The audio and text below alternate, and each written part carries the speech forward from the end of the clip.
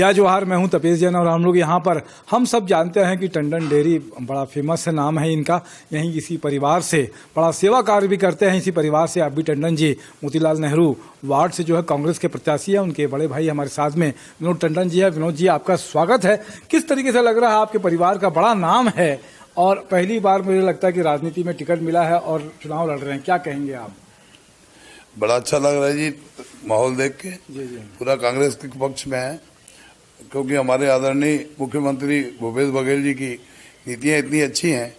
गरीबों को स्थायी पट्टा देने जा रहे हैं और सभी गरीबों का मनोबल बढ़ा हुआ है और क्षेत्र में विकास अच्छा होने वाला है। इसको देखते हुए सभी लोग कांग्रेस के प्रति पूरा रुझान है और बड़ा अच्छा लग रहा है और अच्छे मतों से चुनाव जीतेंगे हमारे वीरेंद्र टंडन जी। क्या तैयारी की है वीरेंद्र टंडन जी ने? क्या जनता के बीच में आप भी जा रहे हैं तो उत्साह तो दिखता ही है। क्या मुद्दे लेके भी आते हैं? मुद्दे विकास का ही मुद्दा है। जैसे वो जीत के आएंगे और निश्चित जीत उनकी होगी, ये तो तय है।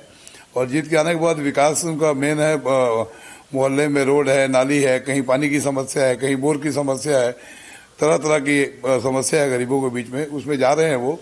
और पहले के जो पार्षद रहे हैं उनकी समस्याओं का इतना ध्यान नहीं दिया पुराने पार्षदों ने, तो अच्छे तरीके से उसको करने की तैयारी में है वीरेंद्र टंडन जी।